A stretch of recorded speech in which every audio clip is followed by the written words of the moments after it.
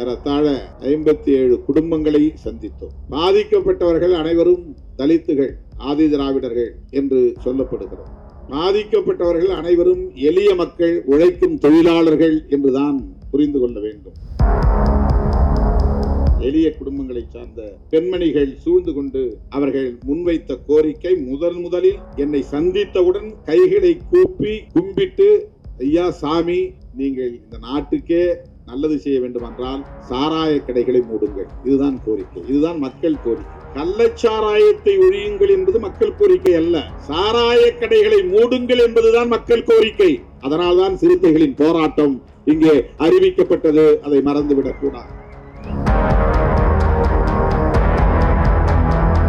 1000 ஆண்டுகளுக்கு முன்னால் ஐயன் திருவள்ளுவன் 133 அதிகாரங்களை எழுதிய அந்த திருக்குறளில் ஒரு அதிகாரம் கல்லுண்ணாண்மை. மதுவிலக்கு கொள்கை. அவர்களின் வாரிசுகள் நாம் மதுவிலக்கு கொள்கையை பேசுகிறோம். ஐயன் வள்ளுவனின் வாரிசுகள் நாங்கள். நல்ல சாராயம் என்று ஒன்று இல்லை. அதனால்தான் நான் கள்ளச்சாராயம் சொல்லாம நச்சு சாராயம் எழுதுறேன். கள்ளச்சாராயம் நீ சொன்னா நல்ல சாராயம் இருக்கிறது ஒத்துக்கிற மாதிரி, சாராயமே தப்பு, அப்புறம் எங்க நல்ல சாராயம் ஒண்ணு இருக்கு? சாராயம் என்பதே கேடு, நல்ல சாராயம் என்று ஒன்று கிடையாது. சாராயம் என்பதே கேடு. அரசாங்கம் வித்துட்டா மட்டும் அது நல்லதாயிர முடியும். மதுவை உற்பத்தி செய்வதற்கும் ஒரு கம்பெனி உருவாக்கினார் எம்ஜிஆர்.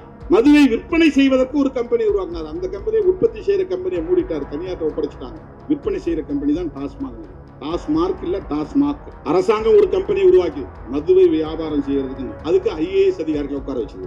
என்ன படிச்சுட்டு எவ்வளவு பெரிய டாப்பரா வந்தாலும் இங்க வந்து சாராயம் வித்து கணக்கு கொடு. என்ன வேலை செய்யற? சாராயம் விற்கிற வேலை. என்ன படிச்சிருக்கிற? ஐஏஎஸ் படிச்சிருக்கிற.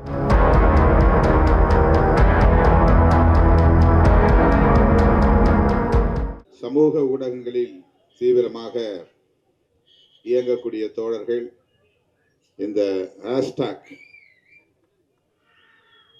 முகநூல், ட்விட்டர் போன்றவற்றில், இன்ஸ்டாகிராம் போன்ற சமூக ஊடக தளங்களில் நீங்கள் எதை பதிவிட்டாலும் அதன் கீழ் இந்த ஹேஷ்டாக் இரண்டையும் இன்று இப்போது அறிவிக்கப்படுகிற இந்த நொடியிலிருந்து தொடர்ச்சியாக பயன்படுத்தி ஆல் இண்டியா ட்ரெண்டிங் கொண்டு வர வேண்டும். என்ஃபோர்ஸ் ப்ரொஹிபிஷன், பேன் லிக்கர் என்கிற இந்த 2 சொற்றொடர்களையும் சமூக வலைத்தள பதிவுகளில் பயன்படுத்த வேண்டும் என்று வெளியீடு செய்கிறேன். என்ஃபோர்ஸ் ப்ரொஹிபிஷன், பேன் லிக்கர், அதாவது மதுவிலக்கை நடைமுறைப்படுத்தி சாராய கடைகளை மூடும். நீங்க தமிழில் இதை அப்படியே ஹேஷ்டாக பயன்படுத்தலாம். அழைக்கும் போதெல்லாம் ஓடோடி வந்து மாநாடாக இருந்தாலும் ஆர்ப்பாட்டமாக இருந்தாலும் பங்கேற்று விடுதலை சிறுத்தைகளின் சக்தி இதுவென ஒவ்வொரு நிகழ்விலும் நிரூபித்துக் கொண்டிருக்கிற என் உயிரின் உயிரான விடுதலை சிறுத்தைகளே,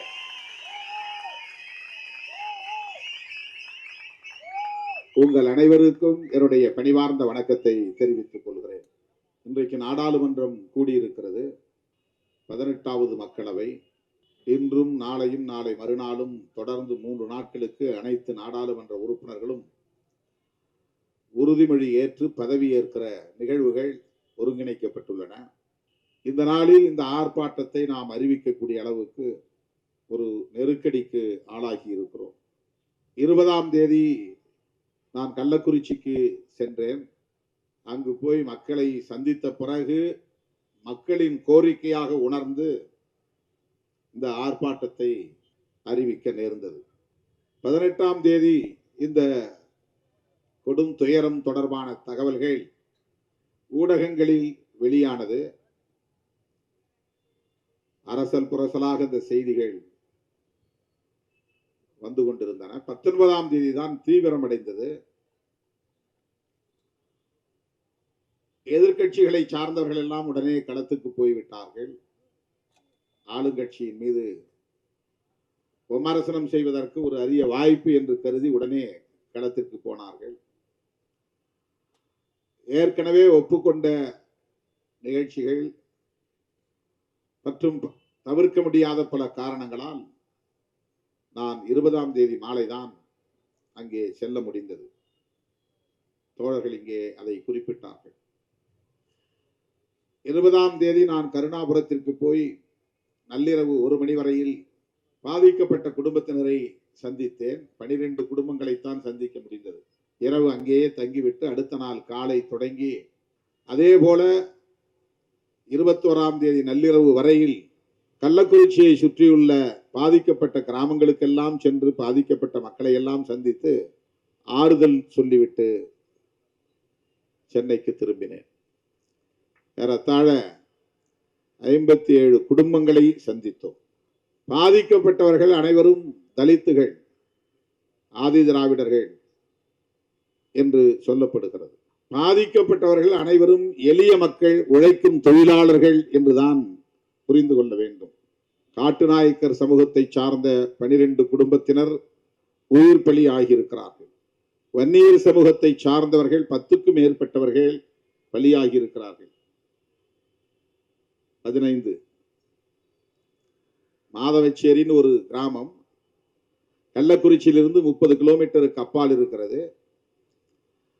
அந்த ஊருக்கு செல்லுகிற வழியிலே தேவபாண்டலம், அந்த ஊரில் ஒருவர் இறந்து போனார். அவர் ஒரு இஸ்லாமிய சகோதரர், அன்வர் பாஷா என்று ஒரு எளிய குடும்பத்தை சார்ந்தவர். அதற்கடுத்த கிராமம் சேஷசமுத்திரம் என்ற ஒரு கிராமம். அங்கே 2 பேர் இறந்து விட்டார்கள். ஒரு குடும்பம் தான் அங்கே இருக்கிறது, இன்னொரு குடும்பம் யாருமே இல்லை, இறந்து போனார்கள். உறவினர்கள் வந்தார்கள், அடக்கம் செய்துவிட்டு போய்விட்டார்கள். அந்த ஊரில் யாரும் இல்லை. அந்த 2 பேருமே வன்னியர் சமூகத்தை சார்ந்தவர்கள். அந்த குடும்பத்தை, ஒரு குடும்பத்தை மட்டும் சந்தித்து ஆறுதல் சொல்லிவிட்டு திரும்பினோம். மாதவச்சேரி என்கிற கிராமத்தில் 6 பேர் உயிரிழந்திருக்கிறார்கள். 6 பேரும் வன்னிய சமூகத்தை சார்ந்த ஏழை மக்கள். 6 பேரும். அதிலே முதலில் இறந்தவர் பெயர் ஜெயமுருகன். அவர் இந்த நச்சு சாராயத்தை அருந்தியதால் இறந்தார் என்று தெரிவதற்கு முன்பே வழக்கமாக இவர் குடிக்கிறவர், ஏதோ காரணத்தால் இறந்து போனார் என்று அடக்கம் செய்து விட்டார்கள். அவருக்கு அந்த 10 லட்சம் ரூபாய் இழப்பீடே கிடைக்குமா என்ற ஒரு கேள்விக்குறி. ஏனென்றால் அது பற்றிய தகவல்கள் வெளிவருவதற்கு முன்பே அவர் அடக்கம் செய்யப்பட்டு விட்ட காரணத்தினால் அந்த வழக்கு இது நச்சு சாராயத்தால் பலியானவர் என்கிற வழக்காக பதிவாகவில்லை. போஸ்ட்மார்ட்டம் செய்யப்படவில்லை, பிணக்கூர் ஆய்வு செய்யப்படவில்லை. அதே போல அந்த ஊரிலே இன்னொருவர் இளையராஜா, அவருடைய உடலும் அப்படித்தான். இன்னொருவர் நாராயணசாமி, அவரும் அப்படித்தான். இன்னொருவர் கண்ணன், அவருடைய உடல் 2-3 நாட்கள் மருத்துவமனையிலே இருந்து போஸ்ட்மார்ட்டம் செய்து அடக்கம் செய்திருக்கிறார்கள். ஆனால் அதுவும் அந்த வழக்கு பட்டியலில் இடம்பெறவில்லை. ஆகவே அந்த குடும்பத்தினருக்கெல்லாம் இந்த 10 லட்சம் ரூபாய் கிடைக்குமா என்ற கேள்வி. இந்த 6 குடும்பத்தினரையும் நான் அவர்களின் இல்லம் தேடி போய் சந்தித்து ஆறுதல் சொல்லிவிட்டு வந்தேன். அதன் பிறகு மறுபடியும் கள்ளக்குறிச்சிக்கு வந்து கோட்டைமேடு பகுதியிலே பாதிக்கப்பட்டவர்கள் 2 பேர். ஒரு குடும்பம் நாடார் குடும்பம், தகவலுக்காக சொல்லுகிறேன். இன்னொரு குடும்பம் வன்னியர் குடும்பம். ஏழை எளிய குடும்பத்தை சார்ந்த உழைக்கும் தொழிலாளர்கள், மூட்டை தூக்கும் தொழிலாளர்கள், அன்றாடம் கூலி வேலைக்கு செல்லக்கூடிய எளிய மக்கள் அவர்கள். அதன் பிறகு மாமந்தூரை முடித்துக் கொண்டு கரியப்பா நகரை முடித்துக் கொண்டு பொற்படாக்குறிச்சி என்ற ஊரிலே போய் அன்றைக்கு இரவு முடிக்கிறோம்.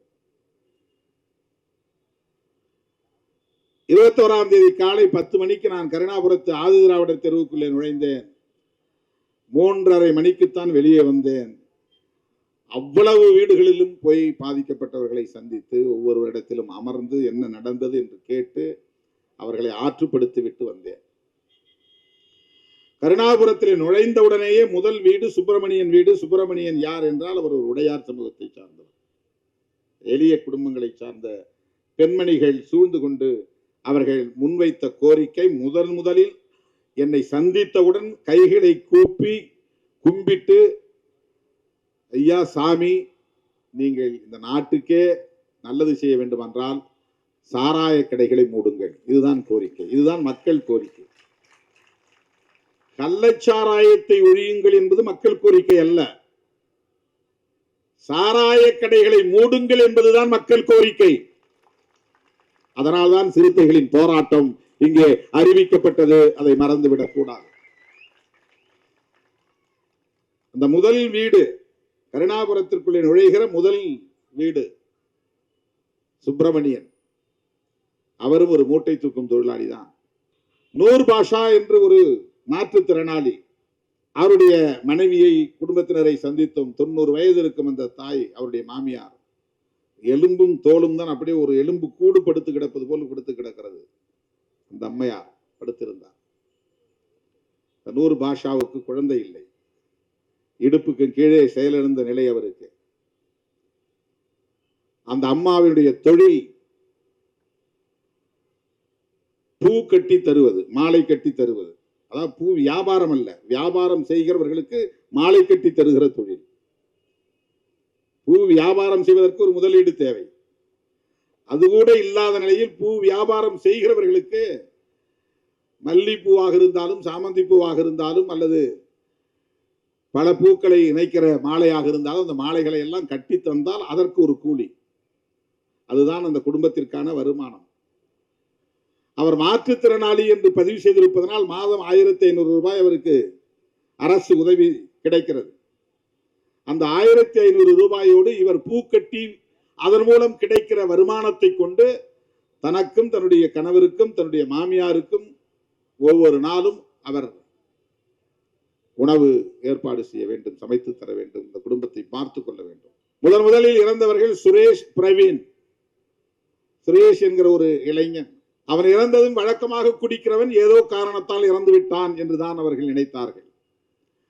அவனுடைய குடும்பத்தை சார்ந்தவனே பிரவீன், அவனும் குடிப்பழக்கம் உள்ளவன், அதனால் ஏதோ காரணத்தால் இறந்து விட்டான். ஏதோ காரணத்தால் குடிக்கிற பழக்கம் உள்ளவன், அதனால் ஏதோ உடலை கெடுத்து, கல்லீரலை கெடுத்து, உடல் உள்ளுறுப்புகளை கெடுத்து விட்டது போலும், அதனால் அவன் இறந்து விட்டான் என்று கருதினார்களே தவிர அவர்களுக்கு யாருக்கும் அந்த சாராயத்தில் மெத்தனால் என்ற ஒரு நஞ்சு கலந்திருக்கிறது என்பது தெரியாது அவர்களுக்கு. அந்த 2 பேர் இறந்த உடனேயே மாவட்ட ஆட்சித்தலைவர் சொன்னது ஏதோ வயிற்றுப்போக்கின் காரணமாக இறந்தார்கள். ஏன்னா யாருக்கும் தெரியாது, மாவட்ட ஆட்சியருக்கும் தெரியாது.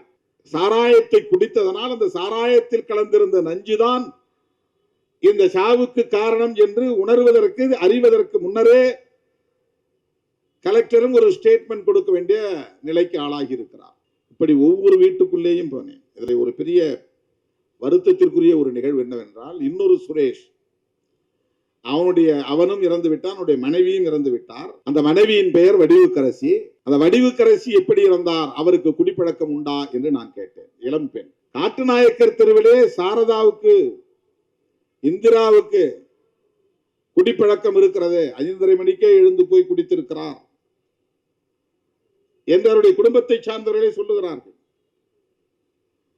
வடிவுக்கரசிக்கும் அப்படி குடிப்பழக்கம் இருக்கிறதா என்று நான் கேட்டபோது சுற்றிலும் இருந்தவர்கள் சொன்னது அதிர்ச்சியாக இருந்தது. தோழர்களே, இந்த அம்மாவுக்கு உடல் நலிவு, அவருக்கு பௌத்திரம் அடிக்கடி வலி ஏற்படுகிற போது காலை கடன் கழிக்க முடியாது. பௌத்திரம் வந்தா காலை கடன் கழிக்க முடியாது. ஓம வாட்டர் குடிக்க வேண்டும் என்று அவராக விரும்பி தன்னுடைய மகளிடத்திலே சொல்லி போய் ஓம தண்ணி வாங்கிட்டு வா.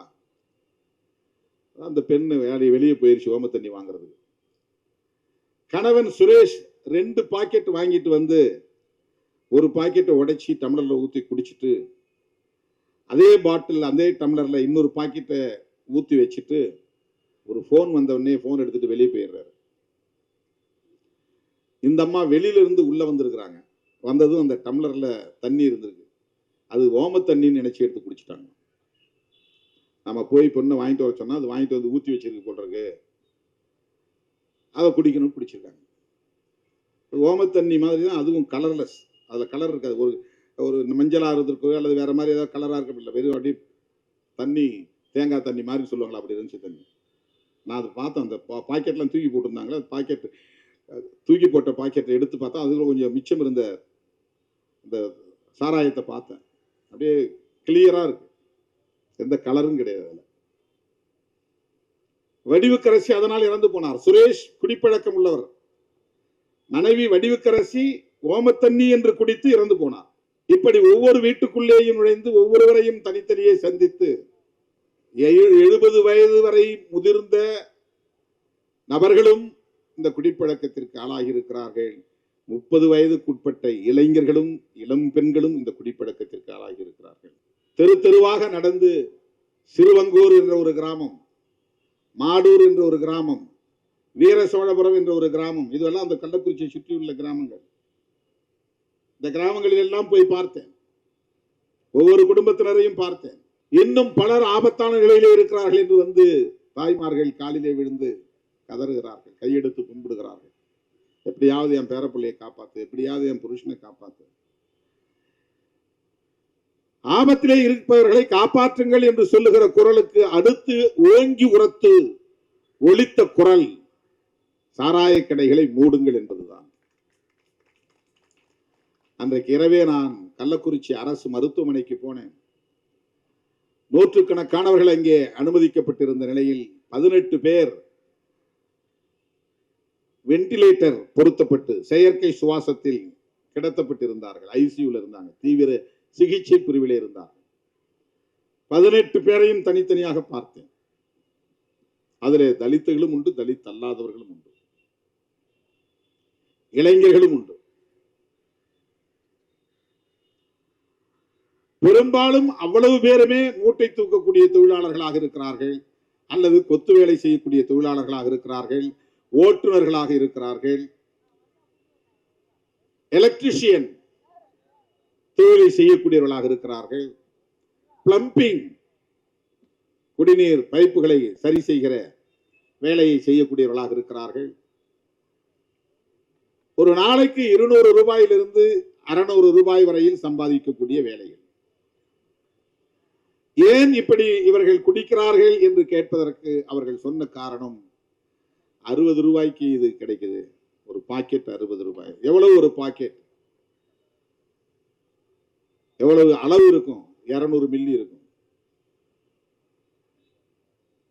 வாங்கிட்டு வந்து வீட்டில் வச்சுட்டு சாயந்தரம் குடிக்கிறவங்க இருக்கிறாங்க, இரவு குடிக்கிறவங்க இருக்கிறாங்க, அடுத்த நாள் குடிக்கிறவங்க இருக்கிறாங்க. எத்தனை மணிக்கு இந்த வியாபாரம் தொடங்குகிறது? அதிகாலை 4:30 மணிக்கே தொடங்குகிறது. இந்த வியாபாரம் அதிகாலை 4:30 மணிக்கே பிரம்ம முகூர்த்தத்திலே தொடங்குகிறது. 5 மணிக்கு இப்படி போய் குடிக்கிறாங்க.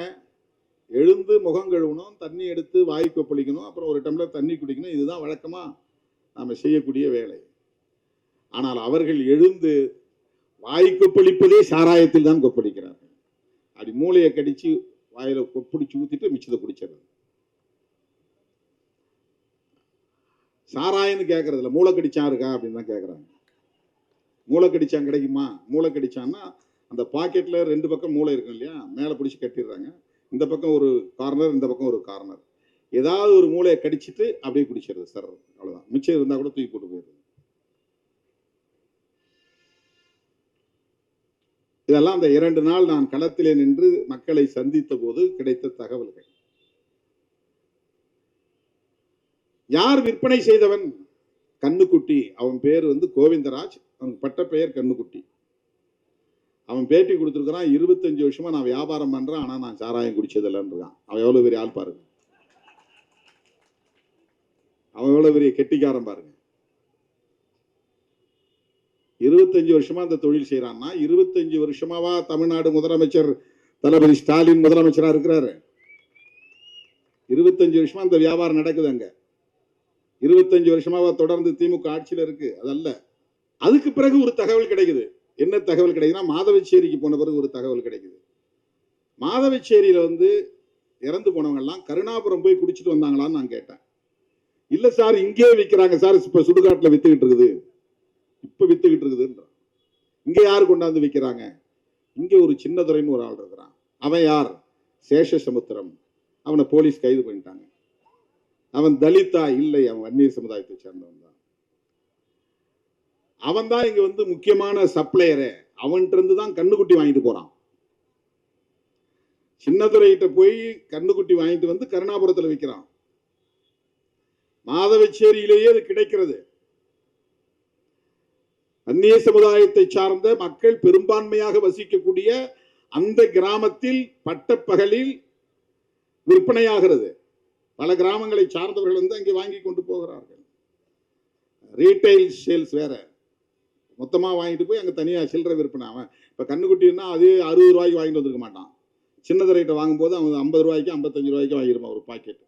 இவன் வந்து இங்கே 60 ரூபாய்க்கு விற்கிறான். இப்போ சின்னதுரைக்கு யார் கொடுத்தாங்கிறதா முக்கியமானது. அவனே அதை தயாரிச்சானா? அப்போ அவன் வந்து இந்த சாராயத்தில் மெத்தனால் கலந்துருக்கானா? அந்த மெத்தனால் எங்கிருந்து வந்துச்சு?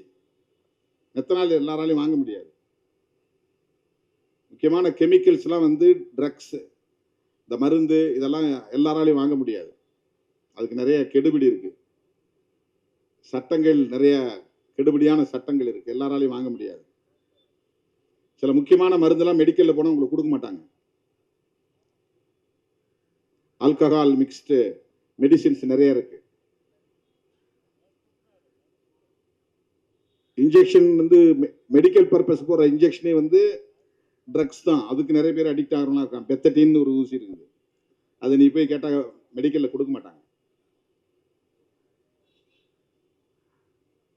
அனஸ்டாட்டிக்ஸ், இந்த மயக்க மருந்து ஊசி, மயக்க ஊசி போடுற மருத்துவர்கள்லாம் இருக்காங்க இல்லையா, அவங்க பயன்படுத்துகிற அந்த இன்ஜெக்ஷன்லாம் நீங்கள் யாரும் கேட்டு வாங்க முடியாது. கரெக்டாக முதுகு தண்டில் போடுவாங்க, உனக்கு மயக்கம் வந்துடும். 3 மணி நேரமோ 6 மணி நேரமோ உனக்கு ஆப்ரேஷன் பண்ணுறவரை நீ மயக்க நிலையிலே இருப்ப, உனக்கு என்ன நடந்தாலும் தெரியாது. அந்த மாதிரியான மருந்தை நாம போய் பிரெஸ்கிரிப்ஷன் வாங்கிட்டு போய் கூட வாங்க முடியாது. பிரெஸ்கிரிப்ஷன் கொடுக்க மாட்டாங்க, டாக்டர்ஸ் எழுதி கொடுக்க மாட்டாங்க. மெத்தனால் என்கிற அந்த நச்சு பொருள் அது வந்து ஆல்கஹால் தான். மீத்தைல் ஆல்கஹால் அப்படிங்கிறது தான் மெத்தனால் அப்படின்னு அழைக்கப்படுகிறது. எத்தில் ஆல்கஹால் அப்படிங்கிறது தான் எத்தனால் என்று அழைக்கப்படுகிறது. ஆல்கஹால் அப்படின்னா நாம தமிழ்ல சாராயம் சொல்றோம். சாராயம் சொல்றோம். 100% எத்தைல் ஆல்கஹால் தான் அது எரி சாராயம், ரெக்டிஃபைடு ஸ்பிரிட் அப்படின்னு சொல்லுவாங்க ஆங்கிலத்தில், RS. அது பவுடராகவும் இருக்கும், லிக்விடாகவும் கிடைக்கும், டேங்கரா போய்கிட்டு இருக்கும். பார்மாசிட்டிக்கல் கம்பெனி, மருந்து தயாரிக்கக்கூடிய கம்பெனிகளில் அது அதிகம் பயன்படுத்தப்படும். மது தயாரிக்கப்படுகிற கம்பெனிகளுக்கு அது பயன்படுத்தப்படும். இந்த மது என்பது ஏதோ புதிதாக இந்த காலகட்டத்தில் திமுக, அதிமுக வந்த பிறகுதான் அறிமுகமானது என்று இல்லை. காலம் காலமாக மனிதன் தோன்றிய காலத்திலிருந்து மதுவுக்கும் மனிதனுக்கும் நெருக்கமான தொடர்பு உண்டு. அதனால்தான் 2000 ஆண்டுகளுக்கு முன்னாலேயே வள்ளுவன், ஐயன் திருவள்ளுவன் மதுவுக்கு எதிராக ஒரு அதிகாரத்தை வைத்திருக்கிறான், கல்லுண்ணாமை. கல் அப்படிங்கிறது வேற மொழியில மது, தமிழ்ல கல்லு. அது பனங்கல்லு தென்னங்கல்லு மட்டும் இல்ல, கல் என்றாலே போதை தரக்கூடிய ஒரு பொருள் என்று பொருள். கல்லுன்னா வெறும் கல்லு மட்டும் குறிக்கிறது அல்ல, கல்லு என்பது மதுவின் இன்னொரு பெயர். அது கல்லுண்ணாமை என்பது மது அருந்தாமை. வெவ்வேறு முயற்சிகளை ஏற்படுத்தி வெவ்வேறு வடிவங்களில் போதைக்கான பொருளை அப்பவே மனுஷன் தேடி இருக்கிறான். வெறும் கல்லு குடிச்சா போதெல்லாம் ஏறாது. அந்த கல்லுல வந்து ஊமத்தை காய போட்டு தேய்ப்பாங்க உள்ள, ஊமத்தை சாரும் சேர்ந்தாதான் கல்லு போதை வரும். கல்லு வெறும் கல்லு குடிச்சா போதையே ஏறாது. அது வந்து ஒரு புளிச்ச நீராகாரத்தை குடிச்ச மாதிரி இருக்கும். ஒரு மரத்துல நிறைய கல்லு கிடைக்காது. எந்த லிட்டரா லட்சக்கணக்கான லிட்டர் தேவைப்படக்கூடிய இடத்துல நீங்க மரத்திலையும் தென்னை மரத்திலையும் கல் இறக்கி எப்படி நீங்க சப்ளை பண்ண முடியும்? பத்தாது. அந்த காலத்திலேயே கல்லு போதை தரக்கூடிய பொருளாக பயன்படுத்தப்பட்டிருக்கிறது. இந்த போதையை தருவதற்கு என்னென்ன பொருளை சேர்க்க முடியுமோ கள்ளச்சாராயம் காய்ச்சக்கூடியவர்கள் ஒரு பொருளை போட்டு ஊறல், அதுக்கு பேரு ஊறல்னு பேரு, ஊற வைப்பான். பெரிய பெரிய டேங்கர்ல போட்டு பெரிய பெரிய பேரல் இருக்கு பாருங்க, இந்த தார்லாம் வரக்கூடிய டின் இருக்கு பாருங்க, அதெல்லாம் சுத்தம் பண்ணிட்டு அதில் தான் போட்டு ஊற வைப்பான். அதில் பன்னி விட்டையும் கலக்கிறான். போதை தர்றதுக்கு ஊரல் தயாரிப்பதில் பன்னி விட்டையும் கலக்கிறான், பேட்டரி செல் கலக்கிறான். பல மரங்களுடைய நார்கள், நாவப்பட்ட, வேலம்பட்ட, பெரிய பெரிய மரங்கள்ல வந்து பட்டையை உரிச்சு அந்த பட்டையை பூரா நசுக்கி உள்ள போடுவான். சாராயம் காய்ச்சறதுல அதை வந்து பல நாட்கள் ஊற வைக்கணும். மாத கணக்கில் ஊற வைக்கணும், மண்ணுக்கு அடியில் புதைச்சி வைப்பான். அப்புறம் தான் அதை காய்ச்சி அந்த ஆவி வெளியே வரும்போது அதை குளிர வச்சு தண்ணியா வடிச்சு எடுப்பான். சாராயம் காய்ச்சது ஒரு பெரிய தொழில், அது காலங்காலமாக இருந்து வருகிறது, இப்போது இல்லை. இதெல்லாம் மனுஷன் தன்னுடைய முயற்சியில் அப்பவே கண்டுபிடிச்சிருக்கான். எதெல்லாம் போட்டா போதை ஏறுன்னு அவனுக்கு தெரியும். இப்ப டர்பன்டைன்ல பயன்படுத்துறாங்க, அந்த பெயிண்ட்ல அடிக்கிறாங்க பாருங்க, அந்த பெயிண்ட் எல்லாம் எடுத்து பயன்படுத்துறாங்க, அதுல இருந்து எடுத்து போதையை பிரிக்கிறாங்க. எல்லாத்துலயும் ஆல்கஹால் மிக்ஸ்ட். இந்த நீங்க பெயிண்ட் அடி வார்னிஷ் அடிக்கும் போதே ஒரு ஸ்மெல் வரும் பாருங்க, அதெல்லாம் ஆல்கஹால் மிக்ஸ்டு. இந்த ஆல்கஹாலை பிரிக்கிறது. மெயினா ஆல்கஹாலை எதுல இருந்து தயாரிக்கிறாங்கன்னா கரும்பு சாறுல இருந்து தான் தயாரிக்கிறாங்க. கரும்பை அரைக்கும் போது சக்கை வெளியே வந்த பிறகு அது மொத்தமும் சர்க்கரை ஆகிறது இல்லை. அதுல மொலாசஸ்னு ஒரு பிரிவு தனியா எடுக்கிறாங்க. அதை வடிச்சு அதுல இருந்து தான் ஆல்கஹால் எடுக்கிறாங்க. சுகர் ஃபேக்டரியில வெறும் சர்க்கரை மட்டும் உற்பத்தி ஆகிறது இல்லை. சுகர் ஃபேக்டரி சர்க்கரை ஆலையில மிக முக்கியமான உற்பத்தியே மொலாசஸ் தான். இந்த மொலாசஸ் எதுக்காகனா ஆல்கஹால் உற்பத்தி பண்றது தான். இந்த ஆல்கஹால் சாராயம் தயாரிக்க, மது தயாரிக்கும் பயன்படுத்தப்படுகிறது, மருந்து தயாரிப்பதற்கும் பயன்படுத்தப்படுகிறது. மெடிசின்ஸ், மாத்திரையா இருந்தாலும் சரி, இன்ஜெக்ஷன் ஊசி போடக்கூடிய மருந்தாக இருந்தாலும் சரி. ஆகவே மனிதன் பிறந்த காலத்திலிருந்து மதுவோடு நெருக்கமாக இருந்திருக்கிறான், மதுவை உண்டிருக்கிறான், அவனே அதை உற்பத்தி செய்திருக்கிறான். நெல் அரிசியே மது உற்பத்திக்கு முக்கியமான ஒரு மூலப்பொருள். நெல் அரிசி, அரிசியை நீங்க ஊற வச்சு அதை சோறாக்கி ஊற வச்சாக்க இங்கெல்லாம் சுண்டிச்சோறுன்னு கிடைப்பாங்க. சுண்டைச்சோறா சுண்டிச்சோறு. அடையாறு பக்கம் பெச நகர் பக்கம் போனீங்கன்னா சுண்டகஞ்சி. அரிசி ஆல்கஹால். சில பேர் நிறைய பழைய சோறு சாப்பிட்டா மயக்கம் வர்ற மாதிரி இருக்குப்பா, போய் நான் படுக்கணும்னு போய் படுப்பான். ஏன்னா அந்த 3 நாள் 4 நாள் ஊறின பழைய சோறு அது செல்ஃப் ஜெனரேட்டட் ஆல்கஹால்னு சொல்லுவாங்க, தன் உற்பத்தி ஆல்கஹால். சில பொருளை அப்படியே போட்டு ஊற வச்சுன்னா அதுல ஆல்கஹால் உற்பத்தி ஆயிரும். அதுல ஒரு பொருள் அரிசி. திராட்சை பழங்கள்லாம் போட்டு ஊற வச்சுட்டா அது ஒயின்னு சொல்றாங்க, அது ஆல்கஹால் அதுல உற்பத்தி ஆகுது. நெடுநாள் ஊறின திராட்சை சாறு ஆல்கஹாலா அப்படியே புளிச்ச வாசம் அடிக்கும். அப்படி திறந்தனே அனுப்பி நீங்க பழச்சாரே வாங்கி 3 நாள் கழிச்சு ஓப்பன் பண்ணி பாருங்க. ஆரஞ்சோ சாத்துக்குடியோ அல்லது கிரேப் திராட்சையோ சாறு வாங்கிட்டு மூடி சாப்பிடாம மூடி வச்சுட்டு ஒரு 3 நாள் கழிச்சு திறந்து பாருங்க. திறக்கும்போது கப்புன்னு அடிக்கும், அப்படியே சாராய வாட்டை அடிக்கிற மாதிரி அடிக்கும். ஆல்கஹால் தான். ஆகவே இந்த மது என்பது மனிதன் பிறந்த காலத்திலிருந்து மனிதன் இதை கண்டுபிடித்து அதை பல்வேறு வடிவங்களில் உற்பத்தி செய்திருக்கிறான், குடித்திருக்கிறான், தொடர்ந்து குடித்து வருகிறான். இது அனைவரும் ஒப்புக்கொள்ள வேண்டிய உண்மை. அதனால்தான் 2000 ஆண்டுகளுக்கு முன்னால் ஐயன் திருவள்ளுவன் 133 அதிகாரங்களை எழுதிய அந்த திருக்குறளில் ஒரு அதிகாரம் கல்லுண்ணாண்மை. அவன் மதுவிலக்கு கொள்கை. அவர்களின் வாரிசுகள் நாம் மதுவிலக்கு கொள்கையை பேசுகிறோம். ஐயன் வள்ளுவனின் வாரிசுகள் நாங்கள். அவருக்கும் பாட்டன் தான் 500 வருஷத்துக்கு முன்னால பிறந்தவர் நம்முடைய புத்தர். வள்ளுவனுக்கு முன்னால பிறந்தவர் 500 வருஷங்களுக்கு முன்னால. அவரும் மது கூடாது அப்படிங்கிறார். நமக்கு வரலாறு தெரிந்த காலத்திலிருந்து மதுவுக்கு எதிராக பலர் போராடி இருக்கிறார்கள், கருத்து பரப்பலை செய்திருக்கிறார்கள். நம்ம எல்லாம் மனிதர்களாய் தலைநிமிர வைத்த நம்முடைய மகத்தான தலைவர் புரட்சியாளர் அம்பேத்கர் அவர்கள் பம்பாய் மாகாணத்திலே சட்டமன்ற உறுப்பினராக இருந்த போதே அந்த அவையில் மதுவிலக்கை வலியுறுத்தி பேசியிருக்கிறார். நாங்கள் அம்பேத்கரின் வாரிசுகள், அதனால் மதுவிலக்கை வலியுறுத்துகிறோம். நாங்கள் பகவான் புத்தரின் வாரிசுகள், ஐயன் திருவள்ளுவனின் வாரிசுகள். எனவே மதுவிலக்கு கொள்கையை ஒரு தொலைநோக்கு பார்வையோடு நாங்கள் முன்வைக்கிறோம். தற்காலிக அரசியல் ஆதாயத்திற்காக இதை பேசவில்லை. புரட்சியாளர் அம்பேத்கர் அவர்கள் அரசமைப்பு சட்டத்தை எழுதுவதற்கான வாய்ப்பை பெற்ற சூழலில் அரசமைப்பு சட்டத்திலேயே அதை பதிவு செய்கிறார்.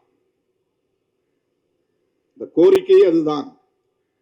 தமிழ்நாடு அரசே என்று நாங்கள் கோரிக்கை வைத்தாலும் கூட எங்கள் கோரிக்கை இந்த மதுவிலக்கு கோரிக்கையை தமிழ்நாட்டிலே தடை செய்யுங்கள் என்று மட்டும் நாங்கள் சொல்லவில்லை. இதை தேசிய கொள்கையாக அறிவிக்க வேண்டும். இந்தியா முழுவதும் மதுவிலக்கை நடைமுறைப்படுத்த வேண்டும். காலம் காலமாக இது பேசப்பட்டு வந்திருக்கிறது, விவாதிக்கப்பட்டு வந்திருக்கிறது. அரசமைப்பு சட்டத்தை விவாதிக்கிற போது, அரங்கேற்றுகிற போது நடந்த விவாதங்களில் கருத்து பகிரப்பட்டிருக்கிறது. அதில் டைரக்டிவ் பிரின்சிபல்ஸ் என்று ஒரு பகுதி இருக்கிறது. வழிகாட்டும் நெறிமுறைகள் மாநில அரசுகளுக்கு வழிகாட்டக்கூடியது, இந்திய ஒன்றிய அரசுக்கு வழிகாட்டக்கூடியது. ஆர்டிகிள் 47 47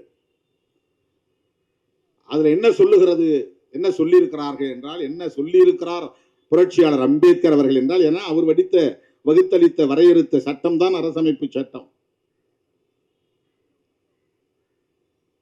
இன்றைக்கு அந்த சட்டத்தை ஏந்தி கொண்டுதான் ராகுல் காந்தி, சோனியா காந்தி, மல்லிகார்ஜுன் கார்கே, திராவிட முன்னேற்ற கழகம், விடுதலை சிறுத்தைகள் கட்சி என்று இந்தியா கூட்டணியை சார்ந்த அனைவரும் காந்தி சிலை நிறுவப்பட்டிருந்த இடத்திலிருந்து ஊர்வலமாக சட்டத்தை கையில் ஏந்தி கொண்டு நாடாளுமன்றத்திற்குள்ளே நுழைந்தோம்.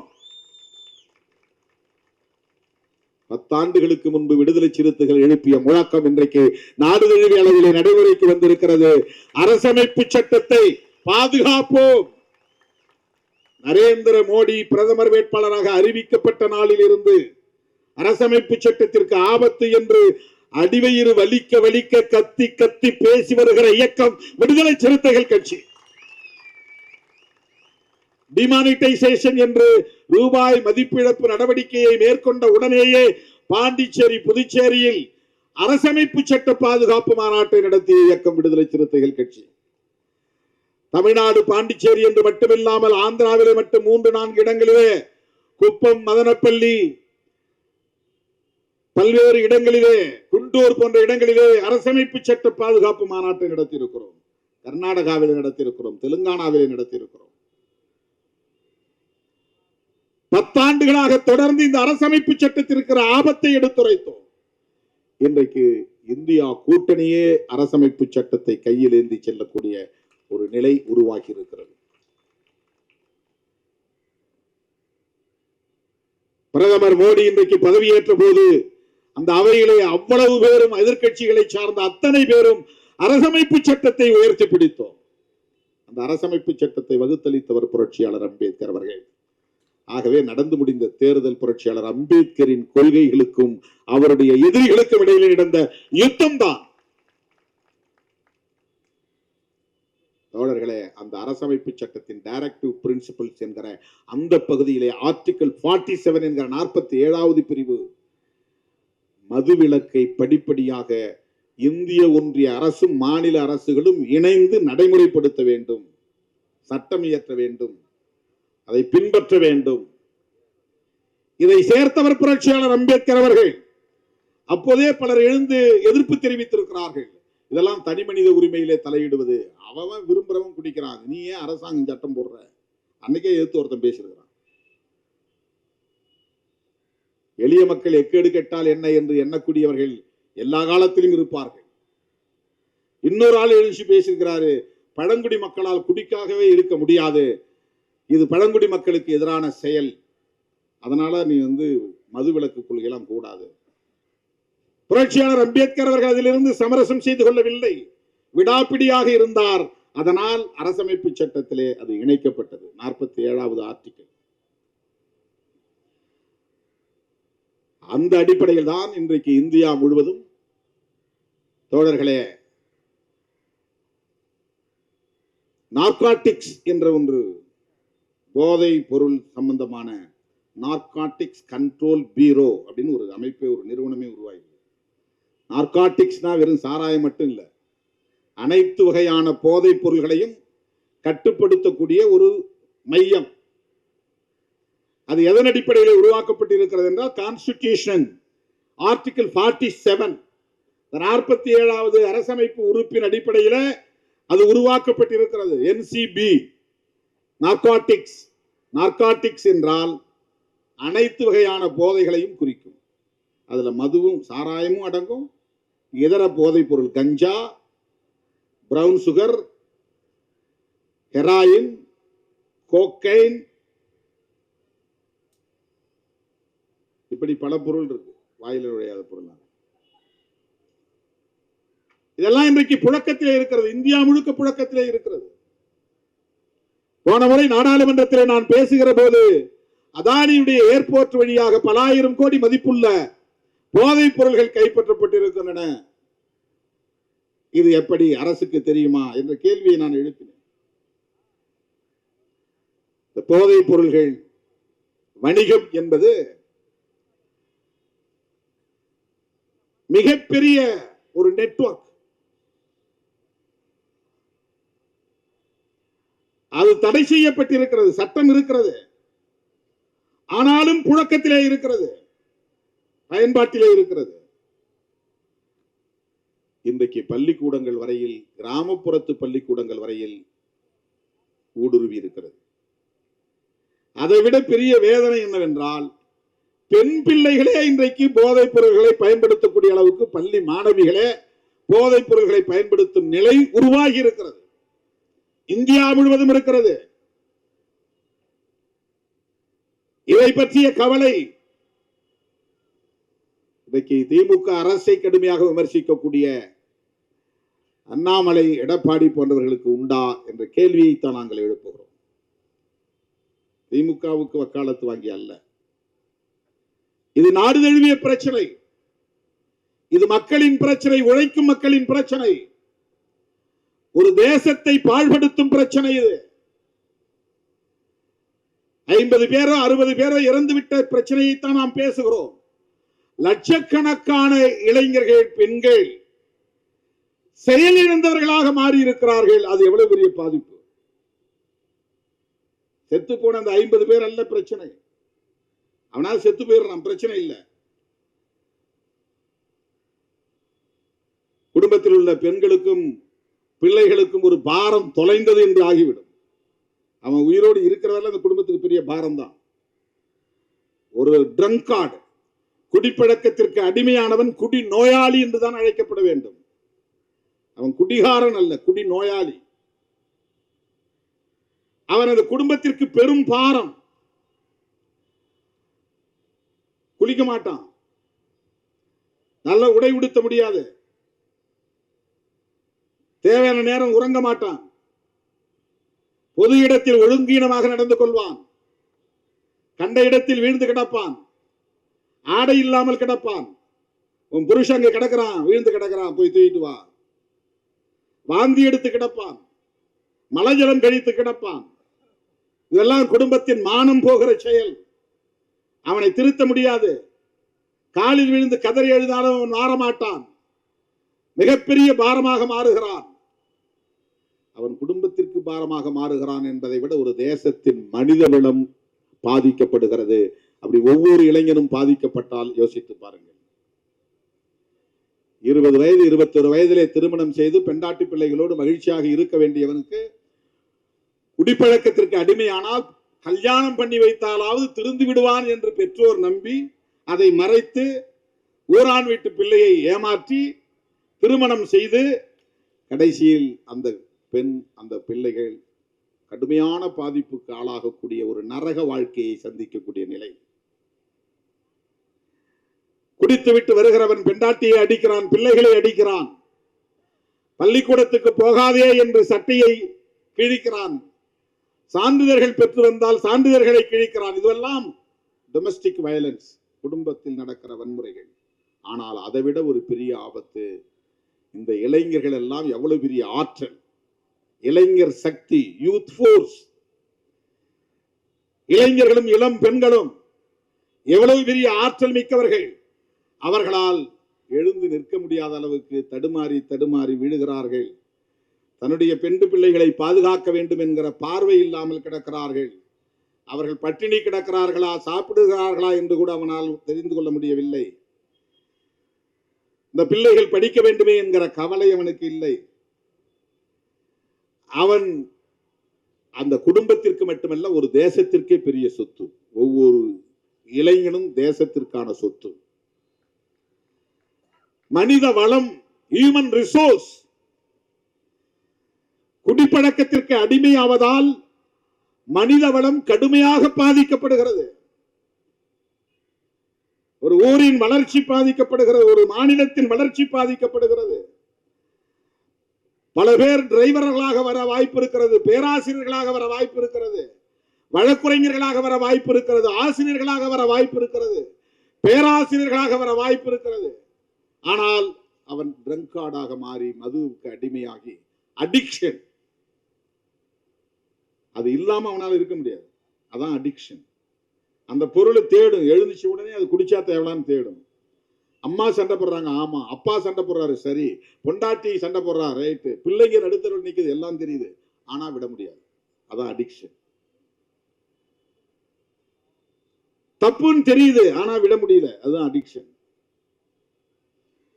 சில பேருக்கு காலையில ஒரு பீடியை பத்த வச்சாதான் அவனுக்கு டாய்லெட்டே போக முடியும், இல்லைன்னா அவன் டாய்லெட் போக முடியாது. அது அடிக்ஷன். போய் பீடியை பத்த வச்சுதான் அவன் போய் பப்ளிக் டாய்லெட் போய் உட்காருவான், இல்லைன்னா அவன் பித்து பிடிச்ச மாதிரி அலைவான். போய் ஏதாவது இப்பெல்லாம் பீடி இல்லை, இப்ப சிகரெட் தான். நிக்கோட்டினுக்கு அடிக்ஷன். பீடி சிகரெட் குடித்து குடித்து பழகி பழகி அதுக்குள்ள அவனுடைய பிரெயின் அதுக்கு அடிக்ட் ஆகுது. அவனுக்கு காலை எழுந்தோடனே அது. சில பேர் காஃபியோ டீயோ குடிச்சாதான் டாய்லெட்டுக்கு போவான், இல்லைன்னா அவனுக்கு சும்மா உட்காந்தே இருப்பான். அது அடிக்ஷன். அது ஒரு நாளைக்கு 16 டீ குடிச்சேன், 16 காஃபி குடிச்சேன் சில பேர். அடிக்ஷன். காஃபில காஃபைன் அப்படின்னு ஒரு போதைப் பொருள் இருக்கு, அது ஒரு அடிக்ஷன். அது அந்த போதைப் பொருளுக்கு அடிக்ஷன் ஆயிடும். சிகரெட்ல பீடியில நிக்கோட்டின் ஒரு போதைப் பொருள் இருக்கு, அதுக்கு அடிக்ஷன் ஆயிடுவான். பிரெயின் அதை எந்த நேரம் தேடிக்கிட்டே இருக்கும். அது இருந்தாதான் பிரிஸ்கா இருக்கும். உடனே அப்பா இப்பதான்டா ஃப்ரீயா இருக்குன்னு வேலை செய்வான். அவன் சொல்ற காரணம் உண்மையில உடம்பு வலி அதனால குடிக்கிறங்கிறதான் கிடையாது. அதுக்கு பழக்கப்பட்டு போய் அவன் மைண்ட் அதை தேடுது, அவன் மனமும் அவனுடைய பிரெயின் அதை தேடுது, அதுக்காக தான் அவன் குடிக்க போறான். அந்த நேரத்துல அவன் வேலை செய்யறது போது ஒன்றும் தெரியாது, அவன் பிறகு வலிக்கும். போதையில வலி போய் மறந்துடுதே தவிர வலியை போக்குறது இல்லை. போதை கவலையில இருப்பான், பொண்டாட்டி திட்டுறா அல்லது கடன் பிரச்சனை, பல்வேறு குடும்ப பிரச்சனைகள், அதை ஃபேஸ் பண்ண முடியாது. அவனால ஃபேஸ் பண்ண முடியாத போய் ஒரு 2 பெக்கு அடிச்சுட்டு வருவிடாது. அவர் அடிச்ச உடனே மேலே போயிடுவார், அப்படியே அந்த பிரச்சனை போயிடும். அது பிரச்சனையை ஃபேஸ் பண்ண முடியாம அவன் தப்பிக்கிற வழி அது. அது ஒரு எஸ்கேபிசம். அது அடிக்ஷன் ஆயிடும். இந்த பிரச்சனையை ஃபேஸ் பண்றதுக்கு அந்த செல்ஃப் கான்பிடன்ஸ், தன்னம்பிக்கை இழந்துருவான். அவன் தன்னம்பிக்கை இழந்தான்னா அவன் எவ்வளவு பெரிய ஆஜானுபாகுவான ஆளா இருந்தாலும் வேஸ்ட். கல்லுண்ணாமைங்கிற அதிகாரத்துல ஐயன் திருவள்ளுவர் எழுதுற முதல் குறளே என்னன்னா, நீ எவ்வளவு பெரிய பணக்காரனா இருந்தாலும், எவ்வளவு பெரிய அதிகாரம் உள்ளவனா இருந்தாலும், எவ்வளவு பெரிய பதவியில நீ இருந்தாலும், நீ குடிகாரனா இருந்தால் உன் எதிரி உன்னை கண்டு அஞ்ச மாட்டான். அதான் முதல் குறளே. உன்னுடைய எதிரி உன்னை கண்டு அஞ்ச மாட்டான். நீ குடிகாரன்னா உனக்கு போதை பழக்கம் இருக்கு, நீ குடிகாரனா இருக்கிறன்னு சொன்னா உன்னை கண்டு உன் பகை அஞ்சாது. பகைவன் பயப்பட மாட்டான். உட்கட்படார் என்று அந்த குறள் தொடங்குகிறது. உட்கட்படார் என்றால் உன்னை கண்டு அஞ்ச மாட்டார்கள், பயப்பட மாட்டார்கள் உன் எதிரிகள். நீ குடிகாரன் என்று தெரிந்தால், குடிப்பழக்கம் உள்ளவன் என்று தெரிந்தால், பெண்டாட்டியை மதிக்க மாட்டாள். அதுதான் முக்கியமான செய்தி. பகைவன் அஞ்ச மாட்டான் என்பது அப்புறம் இருக்கட்டும். வேஸ்ட்னு ஒரு முடிவுக்கு வந்துருவாங்க. அப்புறம் எங்க நீ பொது இடத்துல நின்று வேலை செய்ய முடியும்? உனக்கு எங்க அந்த ஒரு வில் பவர் வரும்? முடிஞ்சு. மனிதவள இழப்பு என்பது அதுதான். உன்னால எந்த வேலையும் திட்டமிட்டு செய்ய முடியாது, ஆக்கப்பூர்வமான வேலைகளில் ஈடுபட முடியாது, சம்பாதிக்க முடியாது, குடும்பத்திற்கு தேவையான பொருள்களை வாங்க முடியாது, பிள்ளைகளை படிக்க வைக்க வேண்டும் என்று திட்டமிட முடியாது, வீடு கட்ட வேண்டும் என்ற எண்ணம் இருக்காது, கார் வாங்க வேண்டும் என்கிற எண்ணம் இருக்காது, பொருளாதாரத்தில் மேம்பட வேண்டும் என்கிற ஊக்கம் இருக்காது. ஊக்கம் இழந்து போகும். உடம்புல எந்த உறுப்பு பாதிக்கப்பட்டாலும் ரீப்ளேஸ் பண்ணிடலாம். கை போச்சுன்னா கை வச்சிடலாம், ஹார்ட் போச்சுன்னா ஹார்ட் வச்சிடலாம், லிவர் போச்சுன்னா கொஞ்சம் லிவரை வேற ஒருத்தர் கட் பண்ணி வச்சு அது வளர்ந்துரும். கல்லீரலுக்கு தானா வளர்றது, பூத்து தானா வளரும். கொஞ்சம் வச்சா போதும், ஒரு சின்ன பிட்டு வச்சா கூட போதும், கல்லீரல் வளர்ந்துரும். கண்ணுக்கு கண்ணு வைக்கிறாங்க. பல்வேறு உறுப்புகளை இன்றைக்கு மருத்துவத்துறை டிரான்ஸ்பிளான்டேஷன் செய்யுது. கிட்னி டிரான்ஸ்பிளான்டேஷன், லிவர் டிரான்ஸ்பிளான்டேஷன், சிறுநீரக மாற்று அறுவை சிகிச்சை, கல்லீரல் மாற்று அறுவை சிகிச்சை. மூளையை மாற்று அறுவை சிகிச்சை கிடையாது. ஒருத்தர் மூளை எடுத்து இன்னொருத்தர் வச்சா அது பொருந்துமானா பொருந்தாது, இயங்குமானா இயங்காது. பிரெயின் ஒரு யூனிக் ஆர்கன். எல்லாமே யூனிக் தான். பிரெயினை ரீப்ளேஸ்மெண்ட் பண்ண முடியாது. இந்த மது பழக்கம், போதை பழக்கம், அதற்கு அடிமையாகக்கூடிய நிலை சிஎன்எஸ் என்கிற சென்ட்ரல் நர்வஸ் சிஸ்டம் அதை தான் கடுமையா தாக்கும், பாதிக்கப்பட்டோம். முதுகுத்தண்டு இருக்கு பாருங்க, அதான் சென்ட்ரல் நர்வஸ் சிஸ்டம். மூளையோட முகுளம், முகுளத்தோட முதுகுத்தண்டு, உனக்கு உட்கார்ற இடம் வரலாம் கடைசியா வந்து முடியுது பாருங்க, முதுகுத்தண்டு கடைசி எலும்பு. அது வரையிலும் எல்லா நரம்புகளும் இணைக்கப்பட்ட உடலுக்கு போகிற அத்தனை நரம்புகளும் அப்படிதான் பிரியும். முதுகுத்தண்டே ஆணையிடும். அனிச்சை செயல்வாங்கல்ல, மூளைக்கு போகாம சில நேரம் முதுகுத்தண்டே அது சபார்டினேட் சர்வீஸ் பண்ணுது. மூளைக்கே சொல்லாம இதுவே ஆணையிட்டுரும். அதுவே ஒரு மூளை தான். முதுகுத்தண்டுங்கிறதே ஒரு மூளை தான். மூளையின் தொடர்ச்சி தான் அது. அந்த சிஸ்டத்தை போய் தாக்கக்கூடிய ஒன்றுதான் இந்த மது பழக்கம் அல்லது போதை பழக்கம்.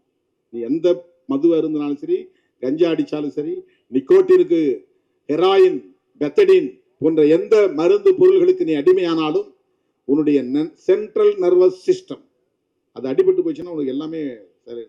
இதனால் என்ன பெரிய பாதிப்பு? மனித வளம், ஹியூமன் ரிசோர்ஸ் நல்லா நல்ல போராடக்கூடிய வலிமை உள்ளவன் பார்த்தா நம்ம அடுத்த இடம் ஒரு 10 வருஷம் கழிச்சு பார்த்தா நல்லா குடிச்சிட்டு இருப்பான், அப்படியே தடுமாறிக்கிட்டு இருப்பான், அப்படியே அச்சு தள்ள ஓடி பொத்துன்னு விழுவான். ஆனால் பவர்ஃபுல்லான ஒரு பிசிக், அந்த உடம்பு அப்படி கம்பீரமான உடம்பு, குடிப்பழக்கத்தால எல்லாம் போயிடும். ஒவ்வொரு மனிதனுடைய ஆற்றலும் அபாரமானது, மதிப்பிட முடியாத ஆற்றல் மனித ஆற்றல். ஒரு சுரங்கத்தை வெற்றா அதுல இவ்வளவு நிலக்கரி, இத்தனை டன் நிலக்கரி இருக்கு, அது இவ்வளவு வேல்யூ இருக்குன்னு மதிப்பிட முடியும். தங்க சுரங்கத்துல இத்தனை அடி ஆழத்துக்கு போனா இத்தனை வருஷத்துக்கு தங்கத்தை வெட்டி எடுக்கலாம், அது அதனுடைய வேல்யூ நீ மதிப்பிட முடியும். ஒரு ஏக்கர் கரும்பு போட்டா இத்தனை டன் கரும்பு வரும், அதுல இவ்வளவு சாறு கிடைக்கும், இவ்வளவு சுகர் கிடைக்கும், நீ வேல்யூ பண்ணிட முடியும். மனித வளத்தை நீங்க வேல்யூ பண்ண முடியாது. அது அபாரமான ஆற்றல். அது ஒருத்தன் என்ன ஆற்றல் தெரிய, பார்க்கறதுக்கு பல்லு நீட்டிக்கிட்டு இருக்கும், கை ஒரு மாதிரி சிம்பி போயிருக்கும், ஆனா அவன் இருக்கிற ஆற்றல் பெரிய பயங்கரமான ஆற்றலா இருக்கும். ஆளை பார்த்து எடை போட்ட முடியாது. மனித ஆற்றல்ங்கிறது எவாலுவேட் பண்ண முடியாத ஒரு ஆற்றல். மனித வளம் என்பது மகத்தானது. அந்த மனித வளம் பாதிக்கப்படுகிறது. 60 பேர் செத்தாங்கிறது பிரச்சனை இல்லை. அந்த மாதிரி பல லட்சம் பேர் ஆற்றல் இழந்து கிடக்கிறான். ஒரு ஊருக்கு நான் போறேன், ராத்திரி 6 மணிக்கு 8 மணிக்கு போறேன்னா ஒரு 100 பேர் திரண்டு இருக்கிறான்னா அதுல 30 பேர் செயலிழந்தவனா இருக்கிறான், குடிகாரனா இருக்கிறான். ஒரு மாநாடு நடத்துறோம், 10,000 பேர் இருக்காருன்னா அந்த மேடைக்கு 2 பக்கத்துல வந்து நிக்கிறவன் அதுல பாதி பேர் குடிகாரனா இருப்பான். அவன் உட்காரவே மாட்டான், அவனுக்கு சேர் போட்டாலும் கிடைக்காது, யார் சொன்னாலும் கேட்கவும் மாட்டான், சொல்ல சொல்ல கை தட்டிட்டே இருப்பான், கத்திக்கிட்டே இருப்பான். ஆனா ஆற்றல் வாய்ந்தவன் செயலிழந்து போறான். செயலிழந்து போறான். அவன் யாருக்குமே பயன்படாம போயிடுறான். ஒவ்வொரு ஊரிலும் 100 இளைஞர்கள் பாதிக்கப்படுகிறார்கள். அந்த 100 இளைஞர்களின் ஆற்றல் பாழாகிறது. அதுதான் மனிதவள பாழ், மனிதவள இழப்பு. நல்ல சாராயம் என்று ஒன்று இல்லை. அதனால்தான் நான் கள்ளச்சாராயம் சொல்லாம நச்சு சாராயம் எழுதியிருக்கிறேன். கள்ளச்சாராயம் நீ சொன்னா நல்ல சாராயம் இருக்கிறது ஒத்துக்கிற மாதிரி ஆயிடும்.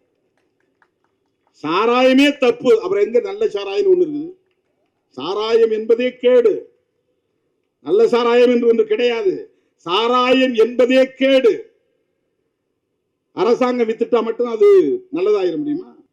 இந்த அரசு அந்த அரசு இல்ல. ஏதோ திமுக ஆட்சியில தான் கள்ளச்சாராய சாவுகள், கலைஞர் காலத்துலதான் சாராய கடைகளை திறந்தாங்க. இந்த தமிழ்நாட்டுக்குள்ள ஒரு மனநோய் இருக்குது அரசியல் தளத்துல, கருணாநிதி எதிர்ப்பு மனநோய், திமுக எதிர்ப்பு மனநோய்னு வருது. தெலுங்கர்னு திட்டினா கருணாநிதி மட்டும்தான் தெலுங்கர்னு திட்டுவான். எம்ஜிஆர் யாரும் மலையாளின்னு சொல்ல மாட்டான், ஜெயலலிதாவை கன்னடத்தின்னு சொல்ல மாட்டான், கன்னட பெண்மணி சொல்ல மாட்டாங்க, யாரும் திட்ட மாட்டாங்க. ஊழல்னு வந்தா கருணாநிதி திமுக தான் சொல்லுவாங்க. அந்த மாதிரி இந்த சாராய விஷயத்திலும் கூட திமுக ஆட்சி காலத்துலதான் நடந்தது, கருணாநிதி காலத்துலதான் நடந்தது அப்படின்னு சொல்லுவாங்க. இந்தியா முழுக்க எல்லா ஆட்சி காலத்திலும் நடந்திருக்குது. எம்ஜிஆர் தான் இந்த டாஸ்மாக்ங்கிறதே உருவாக்குனார். டாஸ்மாக் நிறையவே நம்ம தமிழ் டாஸ்மார்க் டாஸ்மார்க் இல்ல, அது அந்த காலத்துல காளி மார்க் சாராயம் கிடைச்ச மாதிரி அந்த மார்க்குங்கிற பேரு பழகி போயிடுச்சு. அப்பெல்லாம் அந்த சாராயம் கடைகளை விற்பானுங்க. அப்ப நிறைய இந்த மார்க் எந்த மார்க், காலி மார்க், அந்த மார்க், இந்த மார்க் பேர்ல வைப்பாங்க. மார்க்னா அது வந்து சின்னம். இது TASMAC, TASMAC, Tamil Nadu state marketing corporation, Tamil Nadu மாநில வணிக கழகம். அது விற்பனை செய்யறதுக்குன்னு ஒரு இன்ஸ்டிடியூஷனை உருவாக்குறாரு, அவர் ஒரு கம்பெனியை உருவாக்குறார். மதுவை உற்பத்தி செய்வதற்கும் ஒரு கம்பெனியை உருவாக்கினார் எம்ஜிஆர். மதுவை விற்பனை செய்வதற்கு ஒரு கம்பெனி உருவாக்கினார். அந்த கம்பெனியை உற்பத்தி செய்யற கம்பெனியை மூடிட்டார், தனியார்ட்ட ஒப்படைச்சிட்டாங்க. விற்பனை செய்யற கம்பெனி தான் டாஸ்மாக். டாஸ்மார்க் இல்ல, டாஸ்மாக். அரசாங்கம் ஒரு கம்பெனி உருவாக்கி மதுவை வியாபாரம் செய்யறதுக்குன்னு, அதுக்கு IAS அதிகாரிகளை உட்கார வச்சது. நீ என்ன படிச்சுட்டு எவ்வளவு பெரிய டாப்பரா வந்தாலும் இங்க வந்து சாராயம் வித்து கணக்கு கொடு. என்ன வேலை செய்யற? சாராயம் விற்கிற வேலை. என்ன படிச்சிருக்கிற? IAS படிச்சிருக்கிற. இதுக்கு மாதந்தோறும் ரிவ்யூ மீட்டிங் நடக்குது அகில இந்த அளவுல. இந்தியாவில் இருக்கக்கூடிய மாநிலங்களில் 4 மாநிலங்களில் மட்டும்தான் இன்னைக்கு புரோஹிபிஷன் இருக்கு. புரோஹிபிஷன்னா மது விலக்கு. மது விலக்குன்னா மது கூடாதுங்கிறது. குஜராத், பீகார், மிசோரம், நாகாலாந்து பெரிய மாநிலங்கள்ல 2. அது காந்தி பிறந்த மண்ணுங்கிறதுக்காக வச்சிருக்காங்க குஜராத். அது அவரை அவமானப்படுத்துற மாதிரி ஆயிரும். அங்கேயும் கள்ளச்சாராய சாவுகள், பீகார்லையும் கள்ளச்சாராய சாவுகள், ஆந்திராவில் கள்ளச்சாராய சாவுகள், கேரளாவில் கள்ளச்சாராய சாவுகள் எல்லா காலத்திலும் நடக்குது. கலைஞர் 71 மதுவிலக்கு சட்டத்தை தளர்த்தினார். பிறகு 74 மூடினார். 7 வருஷம் இல்ல. 81 எம்ஜிஆர் கொண்டு வந்தார். பிறகு அவர் மூடினார். அப்புறம் OPS காலத்தில் வந்துச்சு, ஜெயலலிதா காலத்திலும் வந்து 2001, 2002 தொடர்ச்சியா மாறி மாறி வந்திருக்கு. இது இந்த கட்சி தான் காரணம், இந்த முதல்வர் தான் காரணம் என்று சொல்வதற்காக நான் சொல்லவில்லை. இது சமூக தீங்கு, தேசத்திற்கு எதிரான ஒன்று. அரசாங்கமே சட்டப்பூர்வமாக இந்த பாதிப்பை அங்கீகரிக்க கூடாது என்பதுதான். இல்ல கண்ட்ரோல் பண்ண முடியாது, இந்த சாராயம் இல்லைன்னா அவன் கள்ளச்சாராயத்தில் நிறைய குடிச்சிட்டு சாவுவான். இது என்ன ஜஸ்டிபிகேஷன்? என் வீட்டுக்காரனை கண்ட்ரோல் பண்ண முடியல, அதனால நான் எல்லாத்தையும் விட்டுறேன், தம்பிகளா எல்லாரும் நம்ம சேர்ந்து குடிப்போம் அப்படின்னு முடிவு எடுப்போமா? வீட்டிலேயே அதை அங்கீகரிச்சிருமா? என் வீட்டுக்காரனை என்னால் கண்ட்ரோல் பண்ண முடியல, அதனால நான் என் புருஷனோட சேர்ந்து நானும் குடிக்க போறேன், என் பிள்ளைகளையும் குடிக்க வைக்க போறேன், இனிமே நான் பள்ளிக்கூடத்துக்கெல்லாம் அனுப்ப மாட்டேன், ஸ்கூல்ல அனுப்ப மாட்டேன். ஏன்? அவனை கண்ட்ரோல் பண்ண முடியல, அவனை திருத்த முடியல. ஏதோ ஒரு 4%, 5% எவனோ கள்ளச்சாராயம் காய்ச்சி குடிக்கிறாங்கிறதுக்காக ஒட்டுமொத்த தேசத்திலும் சட்டப்பூர்வமாக அரசாங்கமே நிறுவனத்தை உருவாக்கி சாராயத்தை கொள்முதல் செய்து அதை விற்பனை செய்து அதிலே வருமானத்தை தேடுவது என்பது எந்த வகையிலே நியாயப்படுத்துவது? குற்றங்களை தடுக்க முடியவில்லை, போலீஸ் ஸ்டேஷன் மூடிடலாமா? குற்றங்களை தடுக்க முடியவில்லை, நீதிமன்றங்களை மூடிவிடலாமா? எல்லாம் திறந்து விட்டுலாம், யார் வேணாலும் என்ன வேணாலும் பண்ணீங்க, எவனை வேணாலும் திருடிக்கும், யாரை வேணாலும் போய் ராபரி பண்ணு, வழிப்பறி பண்ணு, கண்ட்ரோல் பண்ண முடியல. எத்தனை போலீஸை போட்டாலும், எத்தனை ஸ்டேஷனை திறந்தாலும் திருட்டு நடந்துகிட்டு தான் இருக்குது, கொள்ளை நடந்துகிட்டு தான் இருக்குது, பெண்களுக்கு எதிரான குற்றங்கள் நடந்து கொண்டே இருக்கிறது. இதை சட்டப்பூர்வமாக்கி விடலாமா? அங்கீகரித்து விட முடியுமா? குற்றங்கள் நடந்து கொண்டே இருந்தாலும் தடுப்பதற்குரிய நடவடிக்கைகளை செய்வதுதான் தவிர்க்க முடியாத ஒரு தேவை. அதுதான் அறம், அதுதான் அறம். அரசாங்கமே விற்குது, அதனால ஓப்பனா கள்ளச்சாராயம் விற்கிறான். கள்ளச்சாராயத்தை கட்டுப்படுத்துறதுக்கு PEW ஒரு விங்கு வச்சிருக்கிறாங்க, ப்ரோஹிபிஷன் என்ஃபோர்ஸ்மெண்ட் விங்னு நினைக்கிறாங்க. மது விலக்கு அமலாக்க பிரிவு, அதுல பெரும்பாலும் லேடிஸ் தான் போடுறாங்க, எதுக்குன்னு தெரியல. இன்ஸ்பெக்டர், DSP, அதுக்கு மேல இருக்கிற அதிகாரிகள் அதெல்லாம் பெண்களை தான் போடுறாங்க. எனக்கு தொடக்க காலத்தில் கிடைச்ச ஒரு அனுபவம், 1990களில் நான் இந்த இயக்கத்தின் தலைமை பொறுப்பை ஏற்ற போது மதுரையிலே கருவனூர் என்ற ஒரு கிராமத்தில் அந்த ஊரையே தீ வைத்து கொளுத்தினார்கள் சாதி வெறியர்கள். ஆனால் பிரச்சனை எங்கிருந்து தொடங்கியது என்றால், நம்ம கட்சியில் ஒருத்தர் சேர்ந்தார். அவருக்கு என்ன பிரச்சனைன்னா, போலீஸ் வந்து அடிக்கடி பிடிச்சிட்டு போயிருது. ஏன் போலீஸ் பிடிச்சிட்டு போகுது? அவர் ஏற்கனவே கள்ளச்சாராயம் காய்ச்சி வித்துக்கிட்டு இருந்திருக்காரு. இப்போ அது வேண்டாம், குடும்பம் வந்துருச்சு, பிள்ளைங்க ஆளாயிட்டாங்க, அவங்களெல்லாம் வந்து பாதுகாக்கணும் அப்படின்னு சொல்லிட்டு அதுல இருந்து தப்பிக்கிறதுக்கு முயற்சி பண்றாரு. ஆனா போலீஸ் அங்க போய் நீ ஏன் இப்ப கள்ளச்சாராயம் காய்ச்சல, ஏன் எங்களுக்கு மாமூல் கொடுக்கல, அதான் பிரச்சனை. காய்ச்சாதவனை பிடிச்சிட்டு போய் கேஸ் போட்டு உள்ள தள்ளுறது.